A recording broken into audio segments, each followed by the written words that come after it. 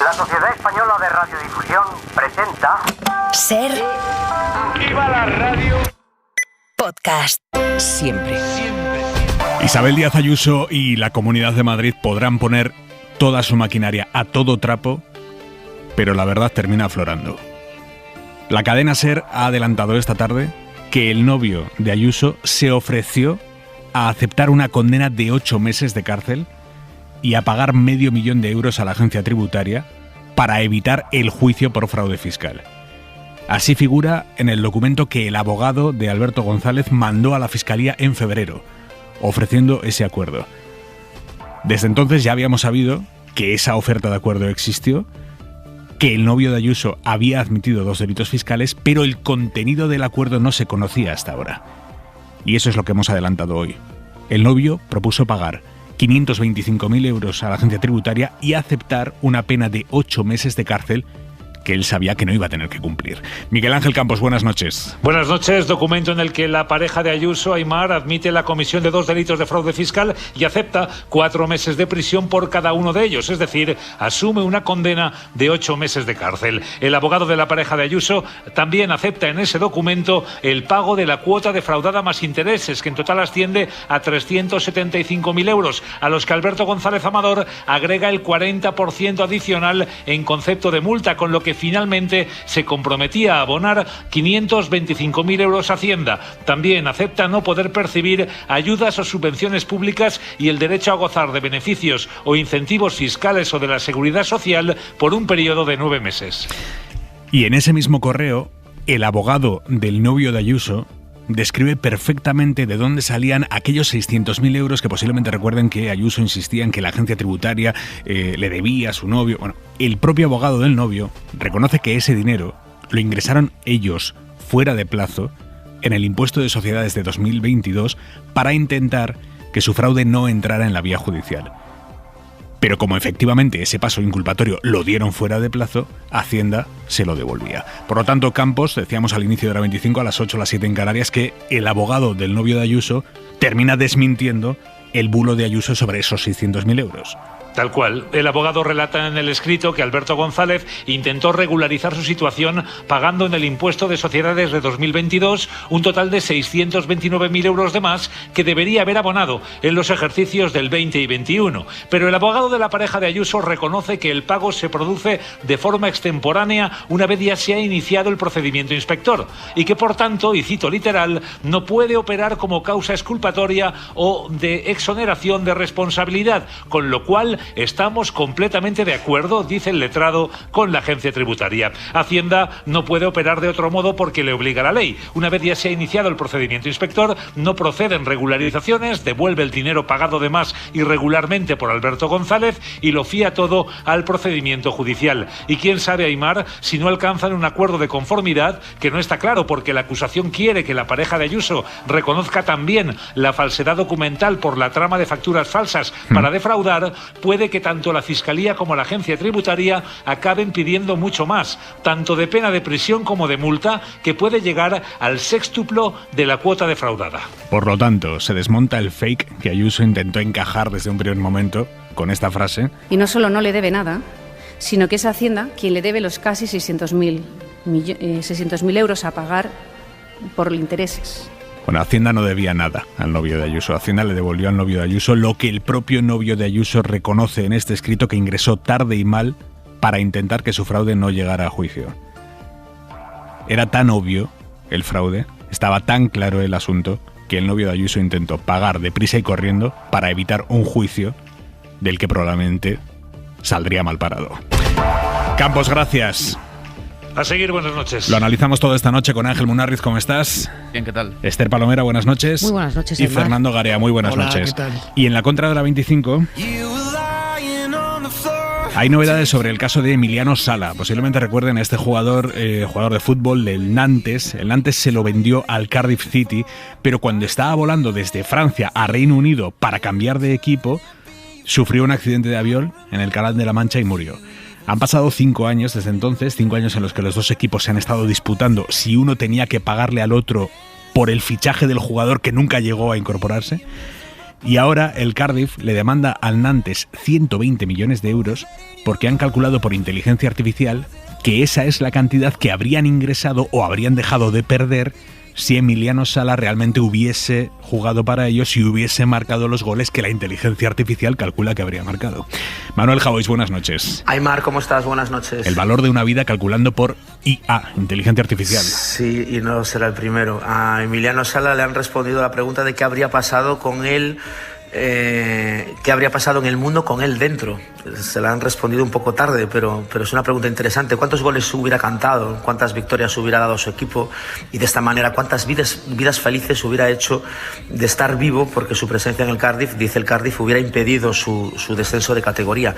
Es lo que dice la inteligencia artificial. Mira, a mí me gusta pensar que cuando uno muere, no es que se le pase antes toda su vida por delante, la que ha vivido, sino que al morir puede ver durante unos segundos la vida que hubiera tenido de haber seguido vivo. Y este futbolista no pudo saberlo, pero se lo han calculado. No porque le quieran mucho o lo echen mucho de menos, sino por dinero, para pedir una indemnización. Y por supuesto, como siempre se van los mejores, ya lo sabes, el Cardiff ha decidido que perdió en el accidente a un delantero probablemente mejor de lo que realmente fue. Hasta mañana, Javois, un beso. Un bico, chao.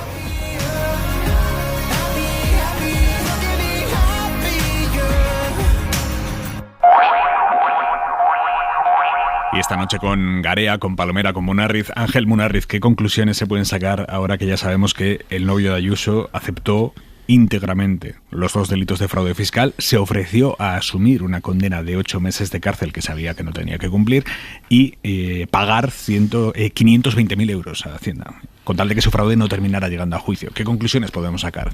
Bueno, la conclusión racional es que queda expuesta otra vez la falsedad de las explicaciones dadas por Ayuso y, vamos a llamarlo, su entorno, especialmente Miguel Ángel Rodríguez, sobre este caso, y en un terreno de juego regido por reglas racionales, pues estaría convocada una rectificación o al menos una aclaración, ¿no? Lo cierto es que lleva instalada desde la falsedad desde el principio de este caso. Ha arrojado tinta de calamar en todas sus versiones, ha querido que miráramos a la Hacienda Pública, a la Fiscalía, a los medios de comunicación, para disipar, digamos, el cogollo de los hechos, que es lo que conocemos desde el principio. Es decir, la presidenta de la Comunidad de Madrid comparte su vida con una persona que está que posiblemente haya cometido un delito grave, o varios. Eso se determinará judicialmente, pero lo evidente es que se ganó una cantidad de dinero muy rápida en un momento muy delicado. El dinero, según la Fiscalía, mediante una trama muy intrincada, consiguió ponerlo a salvo del fisco. Lo han cogido y después de eso se compró una casa en la que ella vive con él. Esos son unos hechos que afectan a una persona muy directamente vinculada a él y que lo dejan en una posición delicada, porque aunque los hechos no los haya cometido ella, pues bueno, todos sabemos que hay un cierto espacio en el entorno inmediato de un político que integramos en la visión que tenemos sobre ese responsable público, ¿no? Esos hechos ella nunca los ha querido encarar, solo el primer día se convirtió en portavoz de él. Yo creo que fue el día que asumió más riesgos. Desde entonces ha dado muchos bandazos y yo creo que uno de los más graves fue cuando intentaba hacer pasar una devolución que se derivaba más bien de un arreglo con origen en los propios tejemanejes de él para intentar arreglar de manera impropia su situación, intentar hacerlo pasar como una especie de triunfo. Yo tenía razón, dijo tal cual hace unos días, yo tenía razón, yo decía la verdad, los demás no. Insisto, cabe la posibilidad, aunque sea remota, de que Ayuso, ante los nuevos hechos que conocemos, altere su yo tenía razón. Ninguna, porque no es ahí donde está Ayuso, ¿no? Palomera. Bueno, ninguna, por retomar donde lo deja Munarriz. Ninguna, porque ya ha salido su jefe de gabinete y ha escrito en sus redes sociales: el fiscal general acabará en la cárcel. Esta ha sido la respuesta que han dado desde la Comunidad de Madrid, aunque aclara que lo hace en su cuenta privada y desde su móvil personal. Te leo literal: tengo la sensación de que el fiscal general del Estado terminará en la cárcel. Es opinión mía desde mi teléfono personal. La cacería de Sánchez contra Díaz Ayuso les va mal. España no es Venezuela. Bueno, hace un año ya era Venezuela, España, algo hemos mejorado en eso. A ver, yo creo que hay un contraste evidente entre la claridad y el reconocimiento de los hechos y de los delitos cometidos entre la pareja de Ayuso y la versión política que ha ido dando Ayuso, que, como decía Munarriz, ha ido modificando a lo largo de estas semanas. Yo creo que queda acreditado hoy más que ningún otro día, aunque con los diferentes documentos que hemos ido publicando todos los medios de comunicación, que Ayuso mintió, que quien decía la verdad y quien había acreditado cada una de sus informaciones era el diario.es, y que en referencia a esa jacarandosa comparecencia que tuvo hace unos días la presidenta de la Comunidad de Madrid, en la que afirmó: yo no miento, yo tenía razón y esto es una cacería política, pues hay que responderle que no dijo la verdad, a tenor de los hechos que hoy hemos conocido, que no, por supuesto, no tenía razón ninguna, porque ella intentó trasladar a la opinión pública de que era Hacienda o la agencia tributaria quien le debía dinero a su pareja. Ya habéis explicado con detalle de dónde procedía ese dinero y cuál era la liquidación y cuál es la treta que él intentó con la Fiscalía para no ir a juicio, y no hubo una cacería política. Lo que hubo, a tenor de los hechos, es una carrera contrarreloj de un personaje particular, utilizando la misma expresión que la presidenta de la Comunidad de Madrid, por evitar un juicio penal al que se va a enfrentar el próximo 20 de mayo, creo que es, ¿no? Yo además añado que esto ya no es un problema de la presidenta de la Comunidad de Madrid. Creo que es un problema del Partido Popular y de la Dirección Nacional. No por quién convive la presidenta de la Comunidad de Madrid, por el hecho de que su pareja haya cometido y confesado 2 delitos de fraude fiscal y 1 de falsificación, de falsedad documental, sino porque el Partido Popular se ha puesto de perfil ante la sarta de mentiras que ha ido encadenando la Comunidad de Madrid. Y cuando hablo de la Comunidad de Madrid, digo todo el aparato administrativo y político de la Comunidad de Madrid. Es decir, por un lado, el Partido Popular a nivel nacional está defendiendo con su silencio a un defraudador fiscal, y por otro está consintiendo que el aparato de una administración pública se dedique a la defensa de un particular que, según él mismo ha confesado, ha cometido varios delitos y ha intentado un acuerdo para evitar la cárcel. Garea. Bueno, yo creo que desde el principio, casi desde el momento en el que el diario.es publicó las primeras informaciones, ya nos dimos cuenta de lo chusco que era la actuación de esta persona. Y no digo chusco quitándole importancia, todo lo contrario, lo digo en el sentido de poco sofisticado, de poca preocupación por taparlo, de una cierta impresión que supongo que tendría de impunidad, de la forma en la que hizo este presunto fraude con el tema de las facturas, que yo creo que peor no se puede hacer desde el punto de vista de la persecución penal. Y luego hemos ido comprobando con este tipo de cosas que además también fue chusco la forma en la que intentó hacer esa regularización fake para intentar salvarse, y desde luego fue chusco la reacción de la Comunidad de Madrid y en particular de la presidenta con aquello de la devolución, que vemos que en realidad no tiene ningún sentido, es absurdo. Y yo creo que el problema de Ayuso, que será presa de esas palabras que dijo en esa primera comparecencia. Y luego decía Munarriz antes, y decía bien, pero creo que incompleto, esto de que Ayuso vive con alguien que ha cometido presuntamente un delito. Y yo añado, ¿y qué tipo de delito? Es decir, el hecho de que sea un delito contra la hacienda pública al lado de una persona que precisamente tiene competencias sobre la hacienda pública lo hace mucho más grave la situación, porque además toda esta actuación de la Comunidad de Madrid y de la presidenta lo que lleva aparejados fórmulas para intentar, dejémoslo suavemente, tapar cuáles son esos delitos que ha cometido la persona con la que vive, e insisto que son delitos que tienen que ver con el dinero público, con la actuación pública, que se supone que le debería repugnar a cualquier responsable político y a un alto cargo, pero da la impresión de que no, y esto es lo que hace que todo termine siendo más chusco, y además se va enredando, creo, en el propio relato que quiere establecer desde la Comunidad de Madrid, y que vemos que no se sostiene, porque además el problema de todo este tema es que desde el principio es lo que parece. Es decir, en ningún momento ha habido ningún giro de guión que diga es más grave o es más leve. Es que es lo que parecía desde el principio. A ver, son las 10:16 de la noche, las 9:16 en Canarias, y hace unos minutos se ha abstenido esta noche en la primera votación de una iniciativa que pide al gobierno aumentar la financiación de la UNRWA. Se ha abstenido el PP. La UNRWA es la agencia de la ONU para los refugiados, que está en un momento pésimo, muy complicado, después de que varios países de entre sus principales donantes le hayan cortado los ingresos a raíz de aquellas denuncias de Israel, denuncias no probadas sobre la colaboración de algunos trabajadores locales de la agencia con Hamás. Hoy se votaba a dar el primer paso de esa iniciativa impulsada por el Partido Socialista. Justo ayer escuchamos cómo la exministra conservadora francesa, a la que Naciones Unidas le ha encargado una de las investigaciones internas sobre la UNRWA, decía: oigan, miren, es que Israel no ha mandado a la ONU ninguna prueba de esa supuesta conexión entre trabajadores locales de la UNRWA y Hamás. Bueno, pues un día después el PP se ha puesto de perfil, ni con Israel ni con la UNRWA. Abstención. Es muy llamativo porque han intentado meter los populares una enmienda a esta iniciativa del Partido Socialista. Mira, os leo la proposición del Partido Socialista. En su punto número 5 dice: promover en la Unión Europea, sus estados y miembros y en otros organismos internacionales concernidos acordar una propuesta sobre la implementación de instrumentos específicos para apoyar la reparación, la recuperación y la reconstrucción del futuro Estado palestino. Esto es lo que dice el texto original. El PP ha intentado cambiar esto para quitar del texto lo de Estado palestino. Han intentado cambiarlo por la Franja de Gaza y Cisjordania.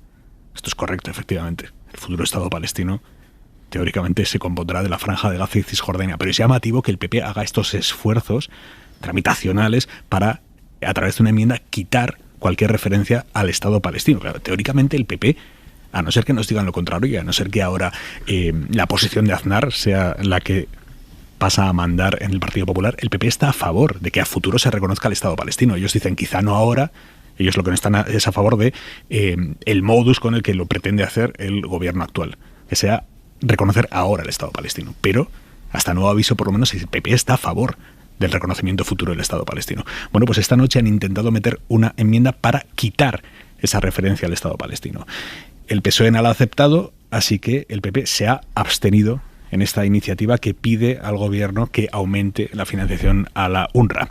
Josué Coello, buenas noches. ¿Qué tal, Aimar? Buenas noches. Después de mucho secretismo y tras ver cómo el PSOE ha rechazado su enmienda, el PP finalmente se ha abstenido en la proposición no de ley presentada para restablecer y aumentar la financiación de la UNRWA, la Agencia de Naciones Unidas para Refugiados Palestinos. Los populares, en boca de su diputada Esperanza Reinal, han reconocido que la región necesita esta ayuda, pero apuestan por canalizarla a través de la Unión Europea y de la Ley de Cooperación. Que lo más coherente, lo más razonable, es mantener el mismo posicionamiento que la Unión Europea. Y así se lo hicimos saber al comisionado general de la UNRWA en su visita. Desde el PSOE, autor de esta PNL, han puesto en valor el papel de Pedro Sánchez para reconocer el Estado de Palestina y han pedido al resto de grupos apoyar esta iniciativa porque argumentan, después de la retirada de muchos países de fondos a la UNRWA, la situación en Gaza es de emergencia. Esther Guijarro, diputada socialista. Y decimos alto y claro que la ayuda humanitaria tiene que llegar de manera suficiente, urgente y eficaz a más de 500.000 de personas. Y aunque el apoyo de los socios del PSOE no ha estado en duda, sí han criticado la política diplomática y comercial de España con Israel. Óscar Matute y Gabriel Rufián. Dejar de apoyar a la UNRWA en su labor de abastecimiento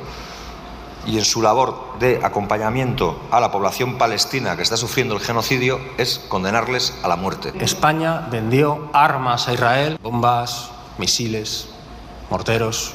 Está muy bien presentar iniciativas de este tipo, pero también estaría muy bien dejar de vender armas. Esta proposición no de ley, que ha salido adelante con 167 síes y solo la negativa de Vox, seguirá, Aimar, ahora con su trámite parlamentario. Garea.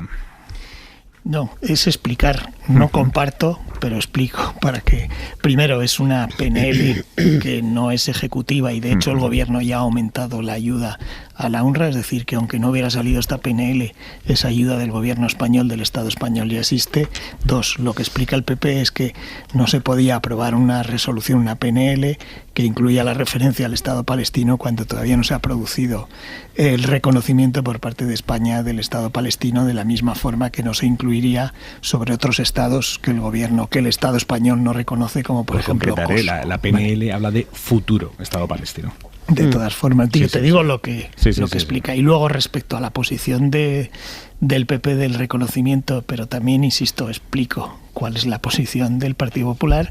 Lo que dicen es, efectivamente, estamos a favor del reconocimiento y es lo que estamos sosteniendo también en el programa electoral y en la resolución de 2014 y la anterior, creo que fue de 2011, pero estamos con la misma posición que mantiene Francia, Alemania y otros estados europeos, que creen que, puesto que en algún momento va a tener que haber algún acuerdo en Oriente Medio, esto es uno de los elementos de negociación, el reconocimiento del Estado palestino, y entonces será el momento en el que haya que llevarlo a cabo. Repito que explico. A mí las explicaciones me parecen ciertamente un poco vagas, las que da el Partido Popular. No, las Entiendo, mías no, las que da el Partido Popular, digo, porque como tú las has explicado cuáles son los argumentos del Partido Popular, yo creo que son explicaciones bastante vagas. Cuando se habla de futuro Estado palestino no se está reconociendo el Estado palestino, y hasta donde yo sé, el jefe de la oposición, el presidente del Partido Popular, hace unos días en el Congreso de los Diputados se mostró a favor del reconocimiento de ese Estado palestino.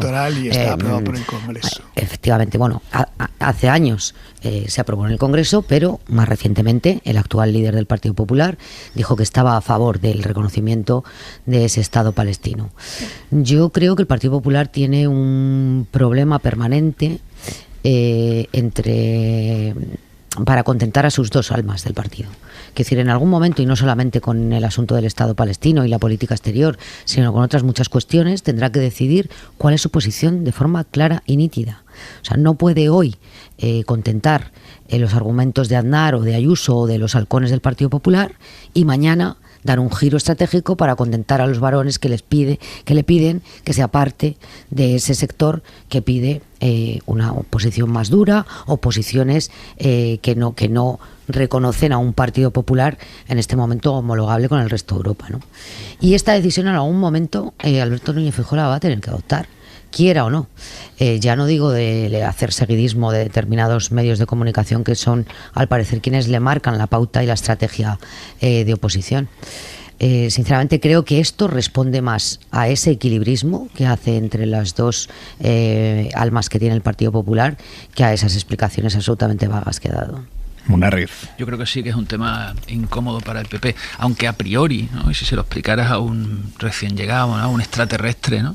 Lo popular a estas alturas, digamos ya bastante difuminado en el tiempo, los atentados de Hamás que tuvieron lugar y fueron sin duda detonantes de la invasión, transcurrió el tiempo, yo creo que hay una sensibilización cada vez mayor de la opinión pública, con altibajos, ¿no?, sobre la brutalidad de la respuesta israelí. En teoría, los mensajes, digamos, de cierto reconocimiento, una propuesta de salida, deberían ser a priori mayoritarios. Yo creo que lo son, ¿no? Es al menos también la lectura que yo creo que se hace desde el gobierno. ¿Qué pasa en la derecha? Claro que hay un sector de la derecha española, de la derecha me refiero de sus votantes, ¿no?, que no está en las posiciones de Aznar, por supuesto. Pero ¿qué ocurre? Que Israel, y no solamente en España, en toda Europa, por supuesto también en Estados Unidos, Israel, la cuestión de Israel y Palestina es presentada, y ya sabemos que hay una lucha entre dos derechas ahora mismo, en forma y fondo, ¿no? Es presentada el problema de Israel como un escenario capital de esa lucha por los valores occidentales, prácticamente esa lucha entre el bien y el mal, al que reduce la política la derecha populista, ¿no?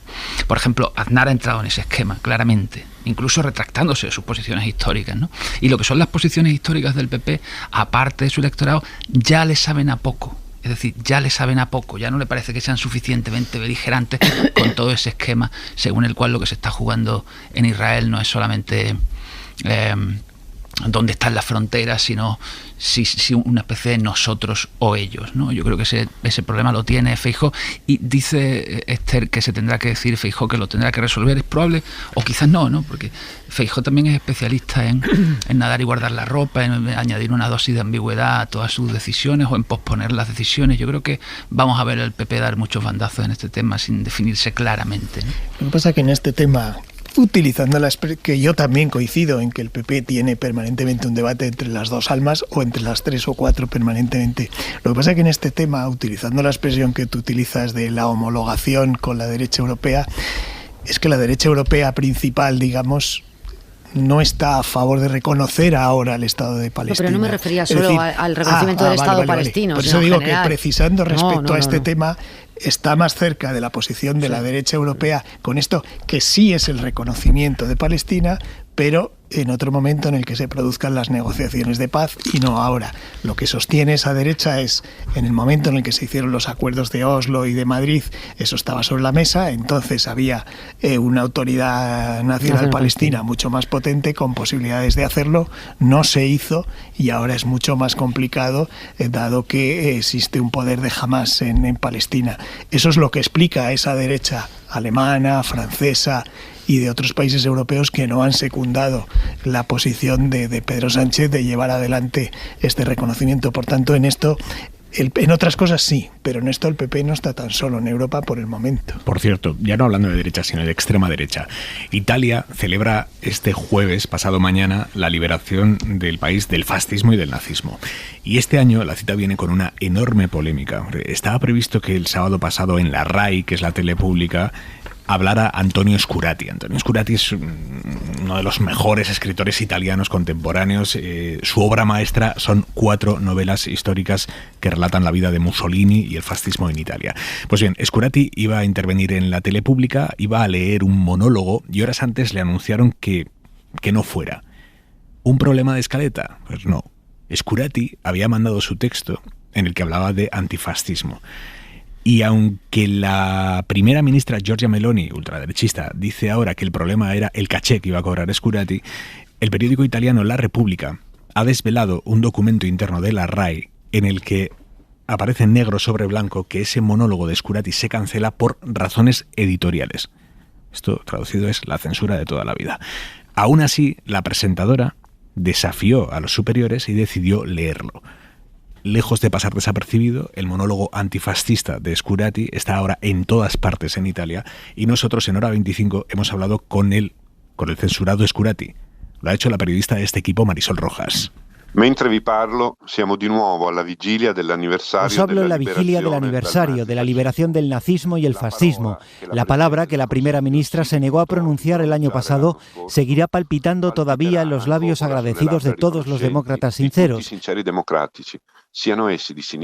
ya sean de izquierda, centro o derecha.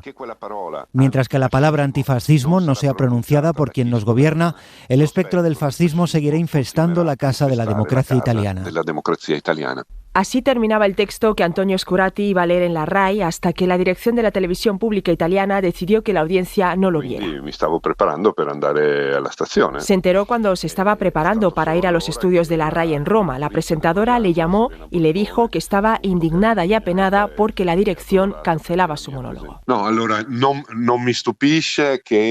me sorprende que Meloni y los suyos perseveren en esta amnesia política porque, lamentablemente, es coherente con toda su cultura política que viene del movimiento social italiano, en el que militaron en la juventud, y su lema es no restaurar el fascismo, pero tampoco renegar de él. El escándalo ha sido enorme. Meloni publicó el texto en Facebook para decir que no había censura, simplemente que la RAI no iba a pagar 1.800 euros por un monólogo. Él niega que fuera a cobrar esa cifra.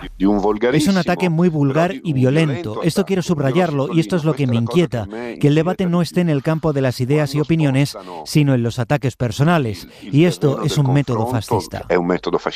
Scurati se alegra de que esto sirva para que fuera veamos cómo es Meloni. Lo desconcertante es que ella, a título personal, tenga este comportamiento iliberal y persiga intelectuales. Es desconcertante porque ella en el extranjero siempre muestra un perfil más moderado, pero aquí dentro es más intolerante e iliberal. La prohibición no les ha salido bien a los censores. Por fin ha habido una fuerte reacción de la opinión pública, del mundo de la cultura, del periodismo, de la sociedad civil. Es la primera vez que se da una reacción social tan fuerte. Giacomo Matteotti fue asesinado da sicari fascisti il 10 di El monólogo está por todas partes. Los más jóvenes se turnan para leerlo en voz alta, en clase, en la calle y lo están subiendo a redes sociales. Lo spettro del fascismo continuerà a infestare la casa della democrazia italiana. Hora 25. Vicente Aguilarte, presidente del Consejo General del Poder Judicial. Buenas noches.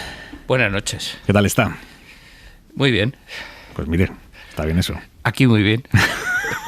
Aquí en la SER. Aquí en la SER muy bien. Pues sí, mire, sí. Pues ya somos 2. Sí. Hombre, 4 yo creo. Sí, Palomera Garea también y Munarriz.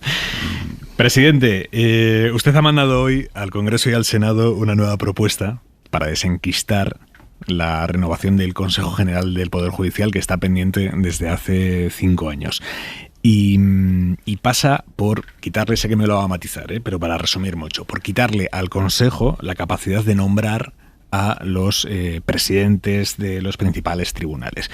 Básicamente usted lo que pretende es hacerles poco apetecibles a los políticos el Consejo General del Poder Judicial, porque si no pueden hacer ya los grandes nombramientos, ¿para qué les va a interesar ocupar posiciones con afines en el Consejo? Y que entonces la renovación sea mucho más fácil, porque si los políticos pierden el interés en controlar el Consejo, va a ser mucho más fácil. Esta es más o menos su tesis.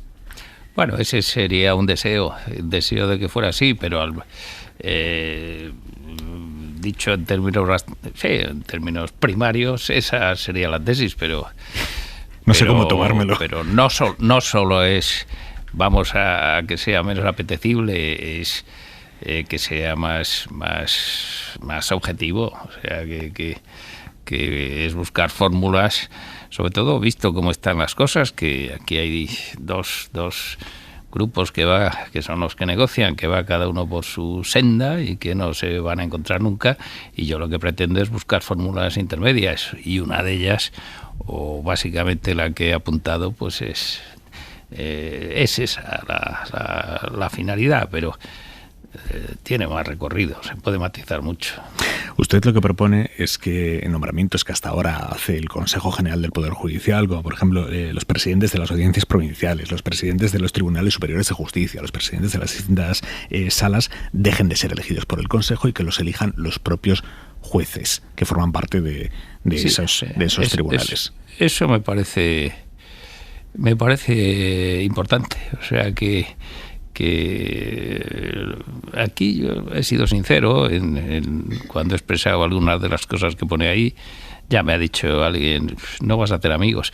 Bueno, pues parto de que he vivido la experiencia de cómo se nombran presidentes de las audiencias, de los tribunales superiores. Hay candidatos que ni les conocemos y de repente sacan X votos, porque es así el sistema. Y entonces yo creo que la proximidad con el candidato, el que sean los propios jueces, la democracia directa, yo creo que aquí funcionaría bien. Pero ¿y por qué terminan apareciendo ahí nombres de gente que ustedes no conocen y tal? ¿Por qué? ¿Por qué terminan apareciendo ahí esos nombres que ustedes no conocen? Y ¿Cómo funciona a día de hoy los nombramientos? No, es que los nombramientos, es imposible que 20 personas que estamos ahí en el Consejo, imagínese, yo que no soy de la carrera judicial, que se presenten 5 candidatos al Tribunal Superior de Canarias. Desconocidos absolutamente, lo que pasa es que siempre hay alguien que les conoce. Entonces, ¿cuáles son los criterios además para ser un buen presidente del TSJ? Pues sí, es que no tengo ni idea, ni lo sabemos, ni se pueden valorar. Pues usted dice en ese escrito que ha mandado al Congreso una frase que me ha llamado muchísimo la atención respecto a esto. Dice: he podido comprobar que con cierta frecuencia para la designación de los cargos judiciales hay 2 criterios preferentes que se superponen al ulteriormente constituido por los de mérito y capacidad. En primer lugar, la proximidad afectiva con el candidato, habitualmente derivada de haber coincidido en algún destino judicial, de la cual, como fatal consecuencia, ya surge su excelencia profesional.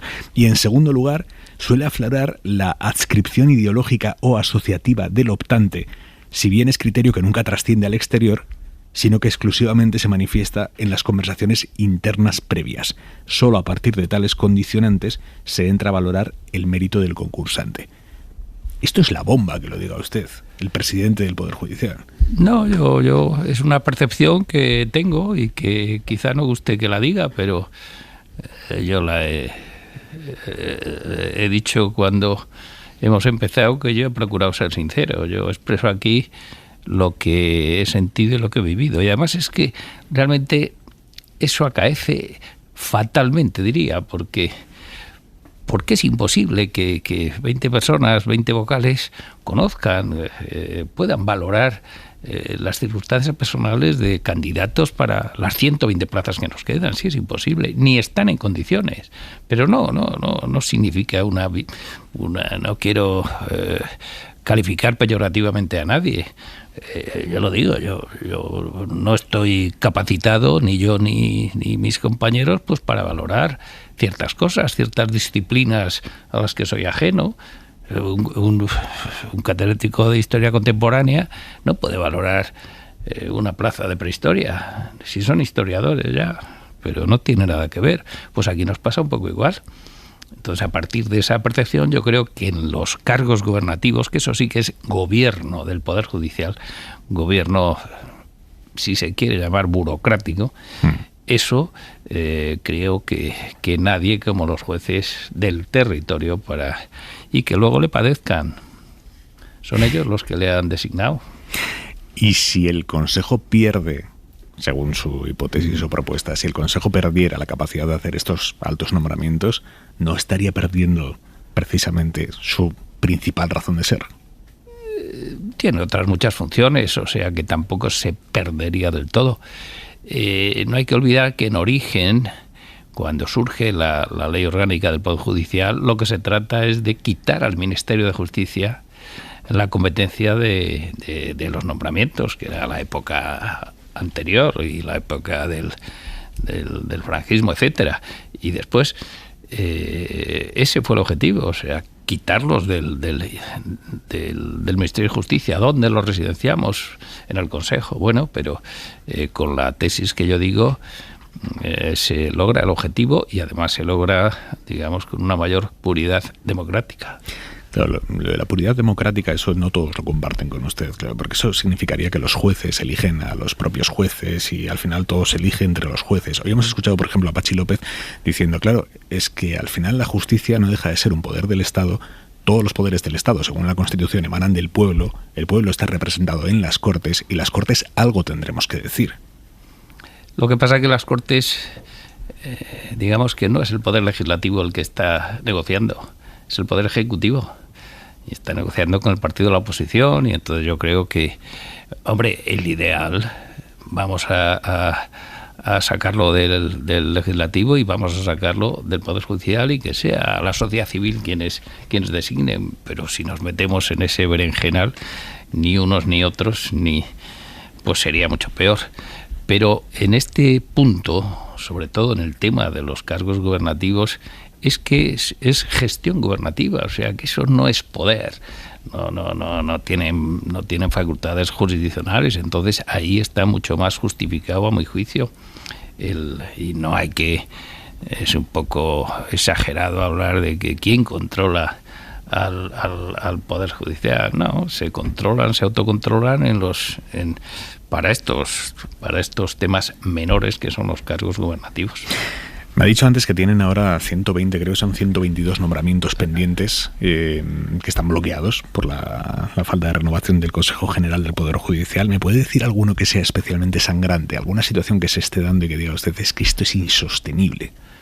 Pero yo creo que lo insostenible es la degradación que se está produciendo, no tanto por los 122 nombramientos que se van. Hombre, es grave, sobre todo yo creo para la Sala Cuarta del Tribunal Supremo, que es donde hay menos. Pero lo insostenible es la degradación institucional y además es que, bueno, la gente, los ciudadanos, no valoran o no distinguen mucho el Consejo General del Poder Judicial, los jueces. Parece que es todo, es el mismo, bueno, están dentro de un sistema único y global.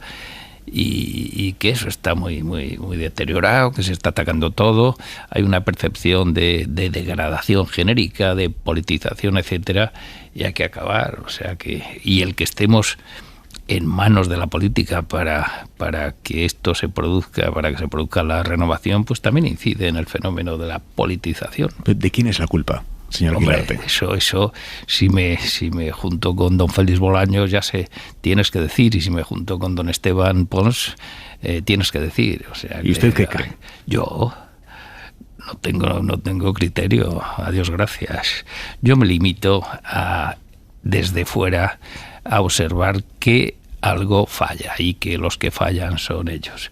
No puedo entrar a valorar esas connotaciones políticas. Cada uno sabe lo que está pasando, cada uno defiende que la culpa es del otro. Pues las valoraciones ni las haré, ni las quiero hacer, ni tengo por qué hacerlas. Hay un punto de equidistancia en esta posición de todos tienen la culpa, ¿no? Los políticos tienen la culpa. Claro, habrá algunos políticos que tengan más culpa que otros. Pero eso son criterios políticos los que sirven para decidir quién tiene la culpa.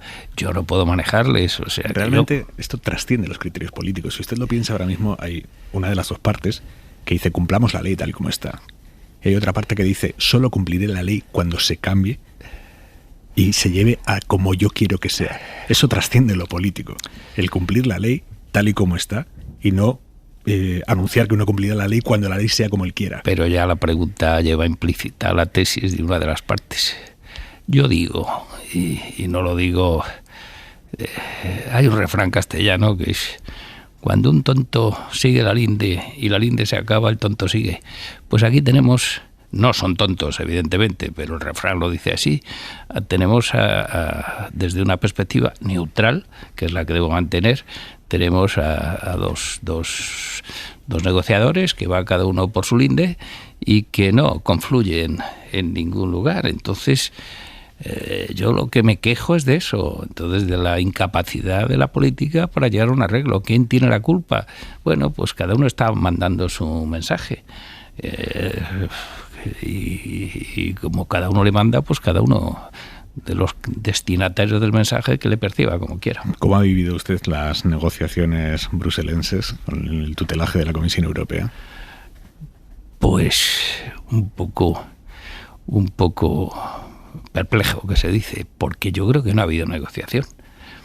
Yo creo que se han juntado 2 veces, pues cada uno ha escenificado un poco su postura, pero yo no tengo noticia y en concreto se ha llegado a hablar de algo, a hablar de cómo renovar o de cuáles son los problemas. Yo creo que no.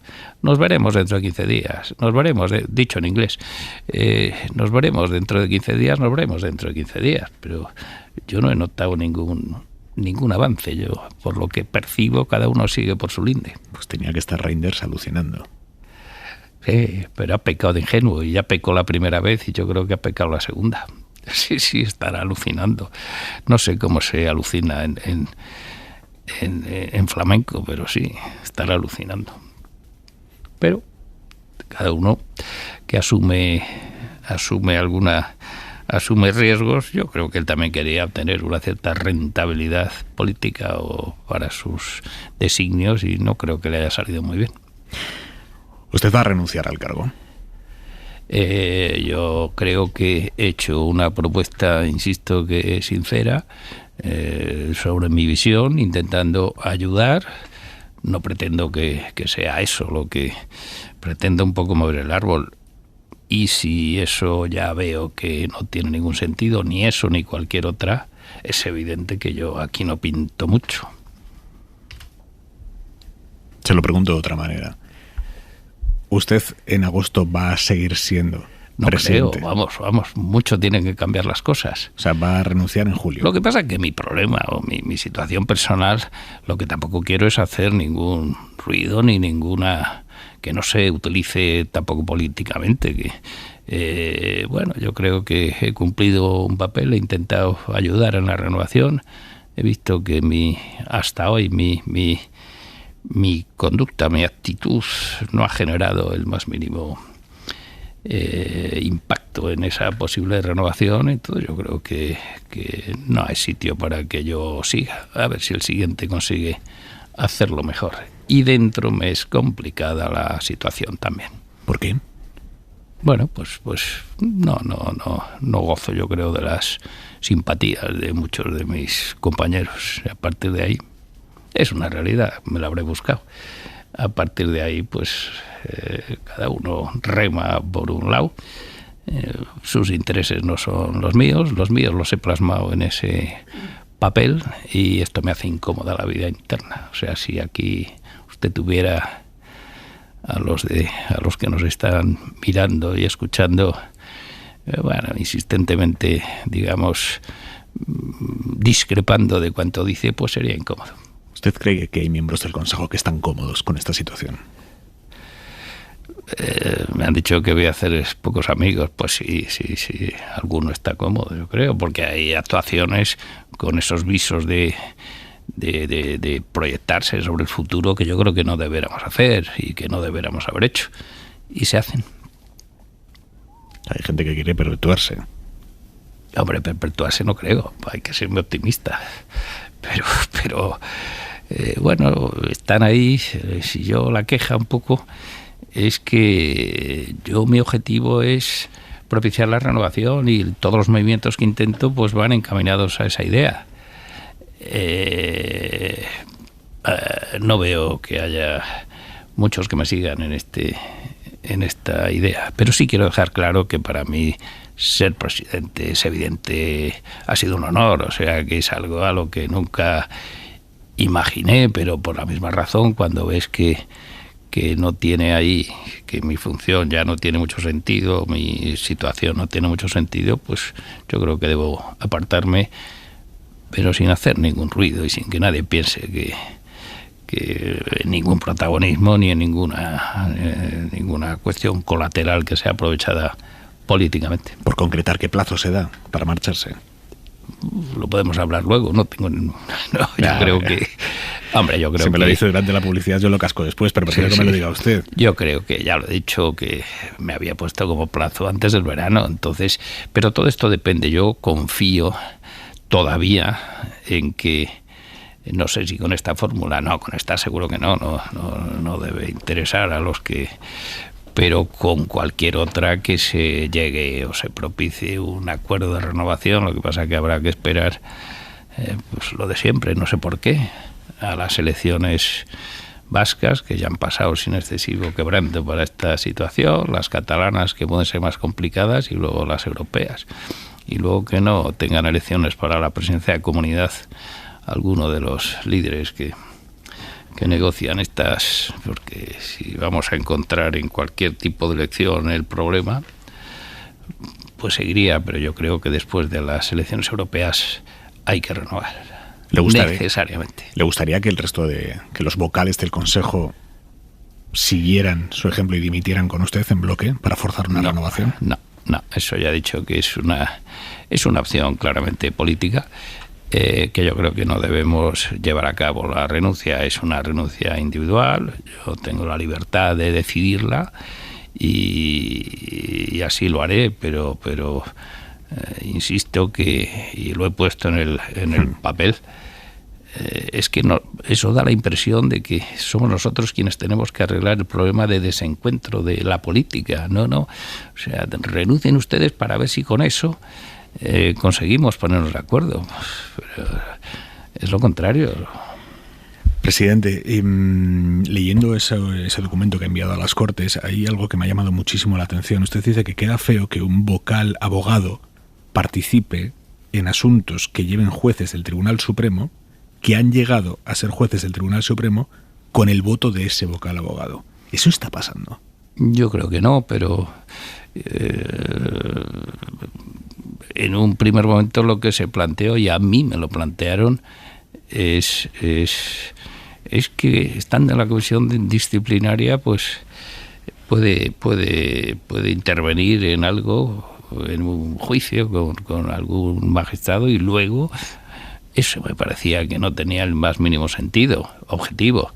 Lo que sí que yo creo que no está pasando, pero es una prevención que yo creo que genéricamente sí que pudiéramos tener, porque yo creo que hay que reforzar el papel de los abogados en el Consejo. O sea, son una parte muy importante, incluso en la Constitución habla de abogados y otros profesionales. Entonces, a partir de ahí, pues me parecía una cuestión que se podía susurrar.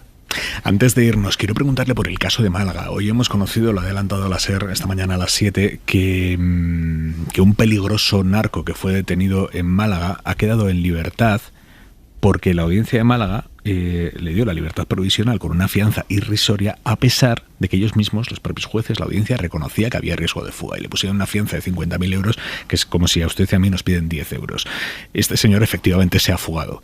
Y se ha fugado a pesar de que Holanda había pedido la extradición y la Audiencia Nacional lo estaba tramitando. Esto es un escándalo. Es que frente a las decisiones jurisdiccionales, que pueden ser o no equivocadas, pues yo, en mi condición de presidente del Consejo en funciones, pues no puedo decir nada. O sea, aquí lo que creo que se ha producido es un problema de descoordinación. Lo malo es que ha sido una descoordinación en un tema muy sangrante y con mucha, pero muy puntual y muy ocasional, mucho más peligroso me parece a mí y mucho más necesario de atajar son los problemas sistémicos, como ocurre con el narcotráfico en toda la zona de Andalucía, del sur de Andalucía, que es lo que estoy yo intentando paliar. Pero este otro tema, al ser un tema absolutamente puntual, lo malo es que tiene una gran repercusión. Lo que hay que proporcionar o buscar es intentar que se coordinen mejor los tribunales, la Audiencia Nacional con las audiencias, que es lo que ha pasado. Ahí está el problema. ¿El Consejo puede intervenir de alguna manera en esto? ¿No? Que yo sepa, no, porque la decisión de la Audiencia de Málaga es estrictamente jurisdiccional. Ahí el Consejo hay que respetar la independencia, y luego cada uno pues que aguante su vela, iba a decir, si hay la vela de la crítica. Me ha hablado de la lucha contra el narco en el Estrecho. El otro día estuvieron ustedes allí en Barbate a raíz del asesinato de 2 guardias civiles por parte de unos narcos. Se ha destapado que los juzgados de allí están hasta arriba y ustedes anunciaron un refuerzo. Claro, cuando fui a la letra pequeña del refuerzo, es que le ponen una jueza más por 6 meses. ¿De verdad no pueden hacer más? Sí, yo eso, dentro de mis posibilidades, a mí me aterró lo que allí me pareció dramático lo que estaba pasando. Los jueces allí responden, diré que maravillosamente, incluso la juez de Barbate es de la última promoción, y con unas ganas y con una ansia y con conocimientos. Lo que es terrible es el resto de medios de los que disponen. No hay funcionarios, no hay medios. Entonces yo me voy a ir, tengo comprometido el ir con 2 de los jueces y con el presidente del Tribunal Supremo de Justicia a ver a la Junta de Andalucía. Es decir, que el problema no es de jueces, o sea que los jueces funcionan perfectamente y con una dedicación una dedicación que excede con mucho además los parámetros, y capacitados plenamente para todo, y con muchas ganas pero el resto de medios y de elementos que confluyen en que eso funcione están muy deteriorados. Vicente Guilarte, presidente en funciones del Consejo General del Poder Judicial. Esta va a ser nuestra última entrevista, presidente. Bueno, yo la semana que viene la tengo libre, a lo mejor. Señor Guilarte, gracias, buenas noches. Bueno, buenas noches. Manu Carreño, muy buenas. Aimar Bretos, me ronda la cabeza y me inquieta. Dímelo. Me inquieta, Aimar Bretos, pensar que puede ser el último torneo de Rafa Nadal en España. El de mañana, porque viene de jugar Barcelona.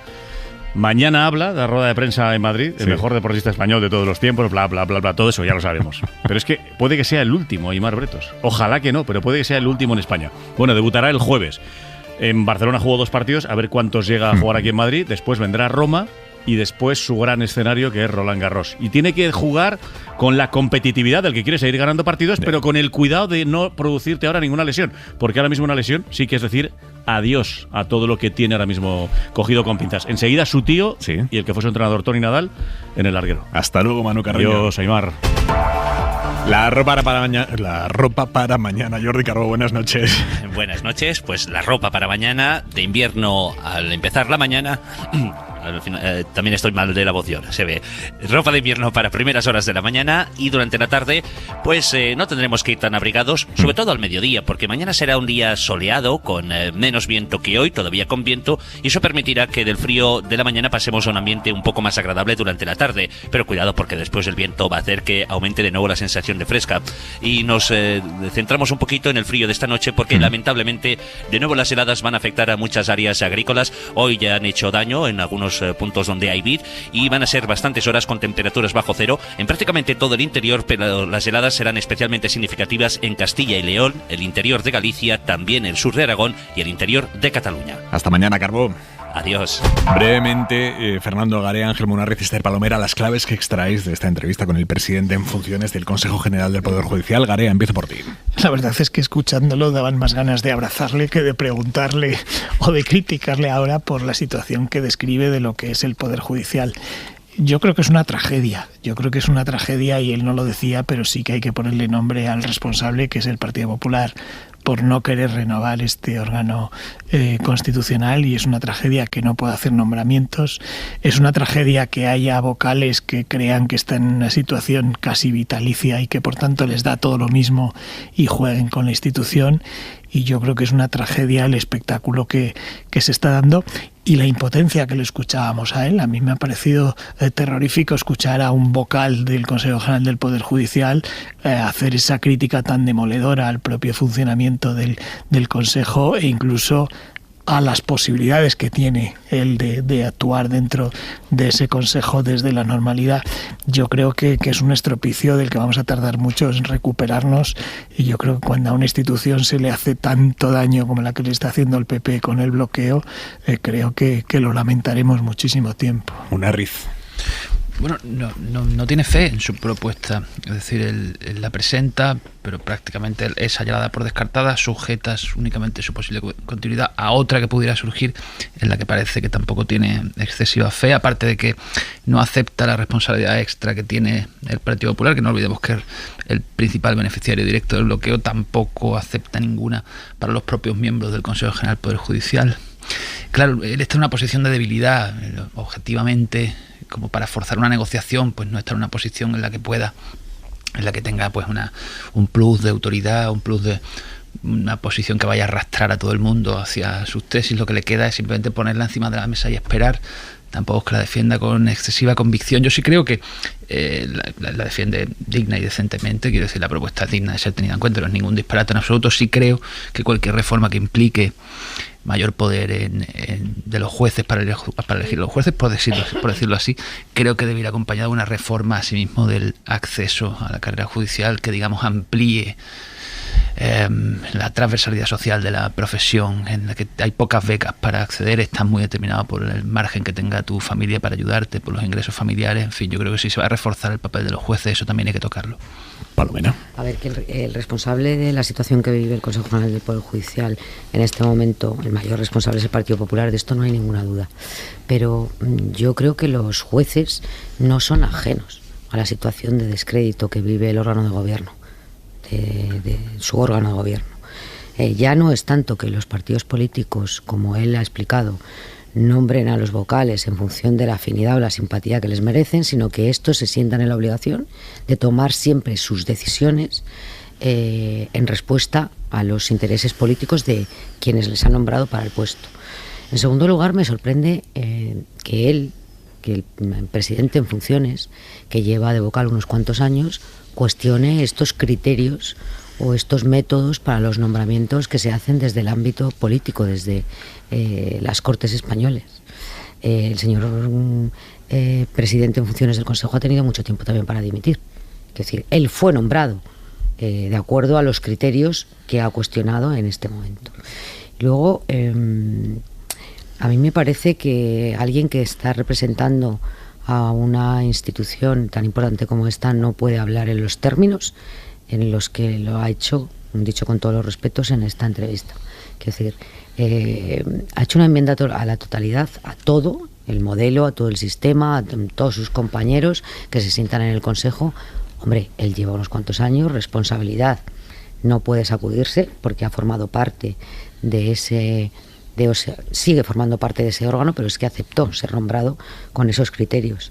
Y a mí esto de que sean los jueces quienes nombren a los jueces en las audiencias, en las salas y en los tribunales superiores de justicia, no sé si es más democrático o no a que sean elegidos por un Consejo General del Poder Judicial, que igual hay que revisar cómo se compone o cómo se configura y cuál es el sistema de nombramiento. Pero actualmente la ley dice lo que dice. Y es como si mañana nosotros decimos, es que no nos gusta la limitación de velocidad por las ciudades a 30 kilómetros por hora. Hasta que no cambie la ley yo voy a ir a 50. ¿Pero esto qué es? ¿No? Por lo tanto, como conclusión final, creo que ellos no son ajenos tampoco a la situación que vive el Consejo. Y añado que esto de amagar permanentemente con la dimisión, o se dimite o no se dimite.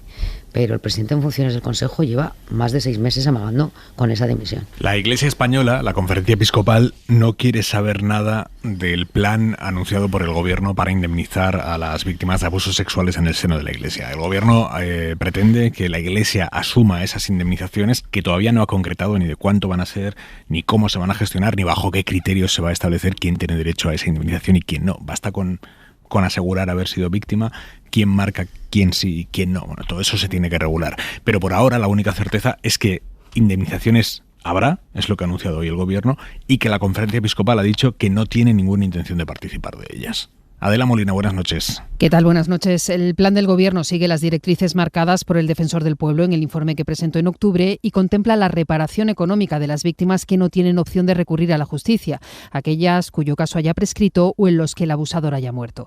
El texto define como escenario más deseable que sea la Iglesia Católica la que asuma el coste de esa reparación, una posibilidad que no descartaba este mediodía el ministro de Justicia, Félix Bolaños, que ha asegurado que se encontró con buena disposición cuando se reunió con el presidente de la Conferencia Episcopal la semana pasada. Me parece que la Iglesia Católica tiene voluntad de colaborar. Es mi impresión. Así me lo trasladaron. De hecho, me consta que están trabajando también en cómo proceder a la reparación integral de las víctimas de los abusos sexuales cometidos en el seno de la Iglesia. El segundo escenario previsto en ese texto es que sea la Administración la que asuma las indemnizaciones si la Iglesia se niega a colaborar. El plan no especifica quiénes serían considerados víctimas, cómo se avalaría su condición, las cantidades a las que tendrían derecho o de dónde saldría el dinero. Bolaños ha explicado que, como propuso el defensor, tendría que ser un órgano independiente el que lo estableciera, pero ha insistido en que el primer paso es tratar de conseguir el respaldo de la Iglesia Católica. Fuentes del Gobierno han precisado además esta tarde que si la Iglesia se niega a asumir las indemnizaciones, se estudiarán medidas para obligarle. Bueno, de momento la Conferencia Episcopal dice que no quiere saber nada. Sí, la cúpula de la Iglesia Española ha respondido que un plan de indemnizaciones que solo afecte a las víctimas del ámbito religioso es discriminatorio y que únicamente participarán si se extiende a todas las víctimas de todos los ámbitos. Lo han hecho a través de un duro comunicado al que ha puesto voz el secretario general César García Magán. La Conferencia Episcopal Española ya adelantó al ministro Bolaños su valoración crítica sobre este plan al fijarse solo en la Iglesia Católica. También le manifestó su disposición a colaborar en los ámbitos de su responsabilidad y competencia, pero siempre en la medida en que aborde el problema en su conjunto. La respuesta en la Iglesia a ese plan, sin embargo, no es unánime. Poco antes de que se hiciera público el comunicado, el arzobispo de Madrid, José Cobo, que también es vicepresidente de la Conferencia Episcopal, se mostraba dispuesto a colaborar. Asumiendo nuestra responsabilidad como Iglesia y también colaborando con el Estado en todo lo que haga falta, partiendo también de los apuntes que daba el informe del Defensor del Pueblo. Además, la Conferencia de Religiosos CONFER, que agrupa a 400 congregaciones y que son las que suman más casos de abuso,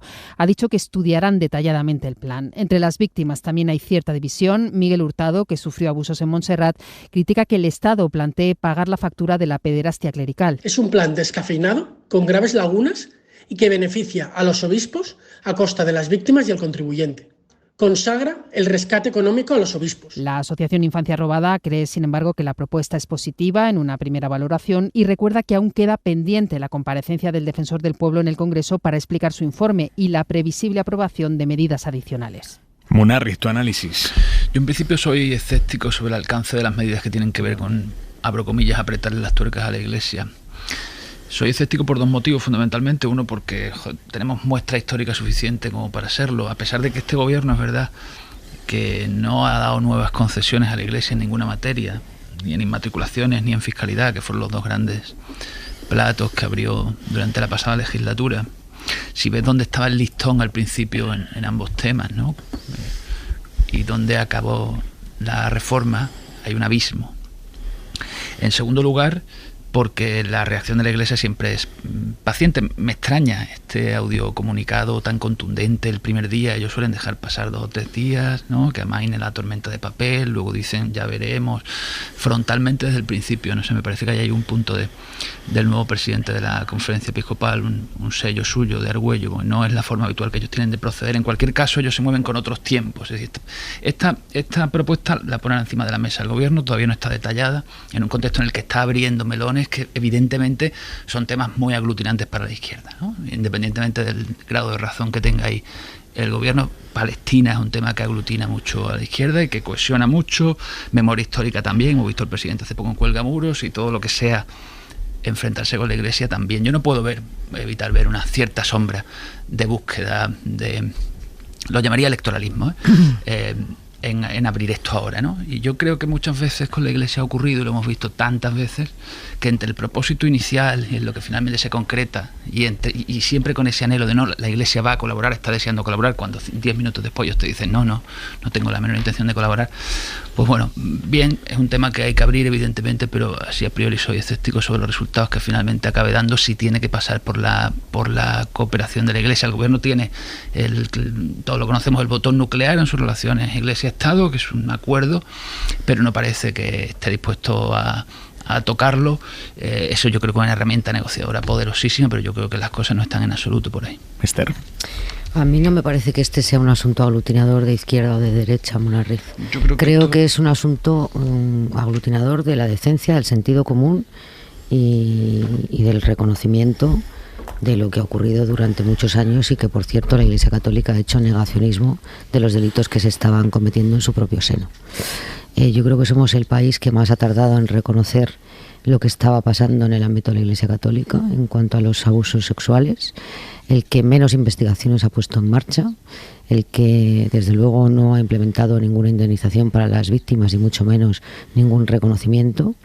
A mí me parece que el plan que ha anunciado hoy el ministro de Justicia es muy ambicioso, pero también creo que ha pecado de ingenuidad al considerar que la Iglesia Católica iba no solamente a reconocer, sino a ayudar en el pago de estas indemnizaciones después del comportamiento absolutamente cínico que ha tenido durante décadas, ¿no? Me parece que es un asunto muy difícil de abordar. No sé si hay electoralismo o no, sinceramente, pero creo que es un ejercicio de voluntarismo el considerar que la Iglesia Católica va a responder a lo que lleva ocultando, de una manera decente, a lo que lleva ocultando desde hace tantísimos años, ¿no?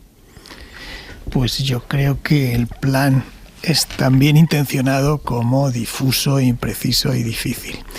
Coincido plenamente con una de las víctimas que hemos escuchado. Yo creo que el Estado, el contribuyente, no tiene que hacer frente a estas indemnizaciones, tiene que hacer frente a la Iglesia Católica, y creo que hay formas para que el Estado obligue a que la Iglesia Católica haga frente a esas indemnizaciones o subvenciones o como se quiera llamar que haya. Yo creo que es clarísimo. Si el propio Estado, el propio gobierno reconoce que hay una responsabilidad en esos casos por parte de la Iglesia Católica, está claro quién tiene que pagar. A partir de ahí, cuando vamos a la concreción, hay muchos problemas de salida en este plan. Para empezar, hablamos de casos en los que obviamente no ha habido sentencia judicial ni ha habido proceso judicial, porque 1, está prescrito el tema; 2, no hay medios de prueba porque ha fallecido el victimario y por tanto es imposible de demostrar, y desde luego pruebas materiales de cosas que ocurrieron hace muchos años es casi imposible de demostrar. Por tanto, en el momento en el que se constituya esa comisión que se tiene que constituir para ver qué casos introduce en este tema para que reciban esa indemnización o ayuda o reparación, es muy difícil determinar cuáles son, porque no hay medio de prueba. Y luego un matiz a Munarriz de lo que ha dicho, si me permites. Creo que ha dicho que a la Iglesia no se le ha quitado ni se le ha dado ningún privilegio con este gobierno. Bueno, recuerdo que lo que se hizo, en lugar de quitarles el privilegio que tenían fiscal, lo que se hizo fue extenderlo a otras confesiones, cuando el plan inicial no era ese, sino era quitárselo a la Iglesia Católica, y desde mi punto de vista eso fue un error. Munarriz, rematas fugaz. Bueno, les quitaron exención al ICIO y a contribuciones urbanas, que calculaban que eran 16 millones al año. Sí, le quitó poquísimo, pero no le dio más. Es que el anterior gobierno, Zapatero, le aumentó la asignación por IRPF. La financiación nunca tuvo mejor financiación en la Iglesia Católica que la negociación que hizo Zapatero. De ahí hay de donde tirar para las indemnizaciones. Lo que pasa es que recordemos de la X del IRPF es más sencillo, ¿eh? Munarriz. ¿Con qué expectativas arrancó este gobierno? Los textos que llevaba Sánchez a la campaña electoral, o con los que ganó las primarias, recordemos su toma de posesión sin símbolos, que por cierto ha sido impecable desde el punto de vista formal este gobierno en sus relaciones con la simbología religiosa. Las expectativas eran muy altas y yo creo que se ha aguado mucho su programa programa laicista. Ahí es donde introducía yo mi crítica y mis expectativas bajas en cuanto a lo que se va a traducir. Me quedan unos minutos, pero quiero que abordemos el llamativo caso del aceite de oliva, cuyo precio sigue subiendo en los supermercados a pesar de que el precio de origen lleva 12 semanas cayendo. Sí, es realmente llamativo. Rubén Sánchez Facua, buenas noches. ¿Qué tal? Muy buenas. Ahora mismo, Rubén, ¿a cuánto se vende de media en los supermercados el litro de aceite de oliva?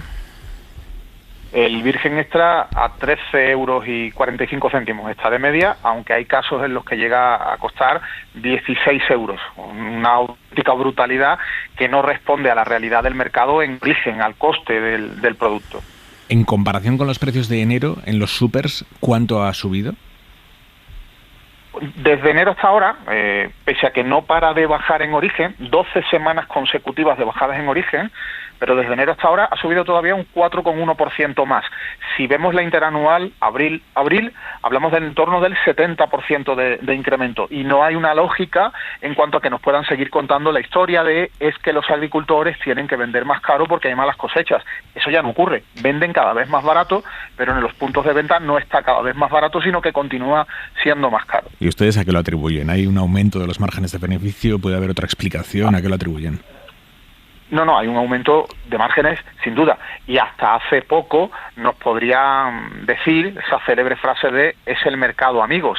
Y sí, es cierto, si quieren apretar a los agricultores y aprovecharse de los consumidores jugando a subir márgenes, sabiendo que vamos a seguir comprando aceite de oliva, pues podrían hacerlo hasta enero de 2023. No, porque se le rebajó el IVA al aceite de oliva.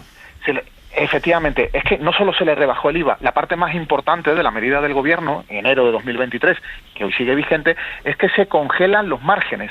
La medida de la bajada del IVA va aparejada a la prohibición de que ningún miembro de la cadena alimentaria pueda incrementar sus márgenes de beneficio. Por tanto, si las envasadoras, si las aceiteras o si los establecimientos, los supermercados, están aumentando el margen, están saltándose la ley. ¿Nosotros sospechamos que están aumentando el margen? Pues la verdad es que no nos cabe ninguna duda. A estas alturas ya del partido llevamos muchísimos meses con la medida vigente y muchísimo tiempo vemos cómo el precio en origen o se quedaba congelado o ya empezaba a bajar. Insisto, 12 semanas consecutivas de bajada. Esto tendría que haber producido como mínimo una congelación de precios en supermercados, pero es que ni eso, ni siquiera han tenido, digamos, la fórmula de vamos a confundir un poco, vamos a mantener el precio congelado, el margen está más alto, pero igual así no nos pillan. No, es que impunemente siguen subiendo precios, siguen subiendo márgenes, porque ven que el gobierno todavía no ha hecho nada. Lo más que hemos logrado, tras las denuncias que presentamos en Facua ante el Ministerio de Derechos Sociales y Consumo, lo más que hemos logrado es que en febrero ese ministerio, el de Pablo Bustinduy, se dirigiera a las cadenas de supermercados para hacerles el requerimiento de que les mande documentación sobre cómo han evolucionado sus precios en todos los alimentos con el IVA rebajado y cómo han evolucionado sus costes. Es decir, ¿les consta si los supers incremento de margen? ¿Les consta si los supers han mandado esos precios requeridos por el Ministerio?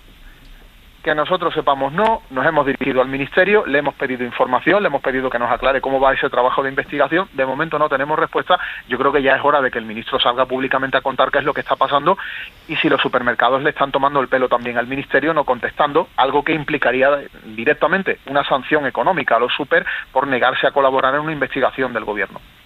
Rubén Sánchez Facua, gracias, buenas noches. A vosotros, Aymar, un abrazo. Punto y 25. Joaquín Estefanía. Reflexiones sobre la guillotina. En la contraportada de un libro publicado recientemente en castellano se dicen, entre otras cosas, que a lo largo de la historia algunos libros han cambiado el mundo, que han transformado el modo en que nos vemos a nosotros mismos y a los demás, que inspiran el debate, la discordia, la guerra y la revolución, que iluminan e indignan, protegen y consuelan, que enriquecen vidas y también las destruyen. En resumen, que sacuden la civilización y nos impulsan a ser quienes somos. Hoy se ha celebrado San Jordi y el Día del Libro, una extraordinaria fiesta ciudadana en la que el libro se reivindica como instrumento irreemplazable, generador de cultura y de conocimiento. Esto es, de libertad. Hoy no se ha hablado de lo analógico y de lo digital. Por cierto, las ideas de la contraportada citada corresponden al texto de Albert Camus titulado Reflexiones sobre la guillotina. Proporciona argumentos contra la violencia del Estado y a favor de que la justicia sea justa y no necesariamente ejemplar. Feliz Día del Libro. Punto y 25. Bueno, Manu Carreño, ¿qué pasa con el Barça entonces? Bueno, a ver qué pasa con Xavi, que él nunca se quiso ir, ni siquiera cuando dijo que se iba. Ni siquiera cuando juré y perjuro que se iba a final cuando de dijo que yo ya dije que me iba a ir, que no se quería ir. Y parece que ahora contamos la última hora. Y además están publicando ahora en Le Parisien, en Francia, que el Paris Saint-Germain va a ir con todo a por Lamine Yamal. Y claro, alguno ahora mismo ha entrado en pánico en Barcelona, porque es la gran joya de la corona del barcelonismo durante unos cuantos años. Así que vamos a ver. Y como se supone que el Paris Saint-Germain va a hacer caja al marcharse Mbappé, alguno se ha echado a temblar. Ahora contamos la última hora de Lamine Yamal y de Xavi y hablamos con Toni Nadal, como te he dicho antes. Venga, Manu, te escuchamos. Adiós, Aimar. Esther Palomera, Fernando Garea, Ángel Munarriz, un abrazo. Buenas noches. Por cierto, déjenme que recuerde, el jueves estamos en Málaga, hora 25 de edición especial desde Málaga. Si entran en la web de Málaga pueden inscribirse para asistir de público y será un gustazo. Buenos sitios elige siempre. Has visto, ¿eh? Mi calendario de exteriores es maravilloso. Sí, nos vamos a Málaga y estaremos encantados de compartir esa noche de radio con ustedes. Hasta mañana, descansen, adiós. Hora 25, con Aimar Bretos, Cadena SER. 100 años de radio. Para no perderte ningún episodio, síguenos en la aplicación o la web de la SER, Podium Podcast o tu plataforma de audio favorita.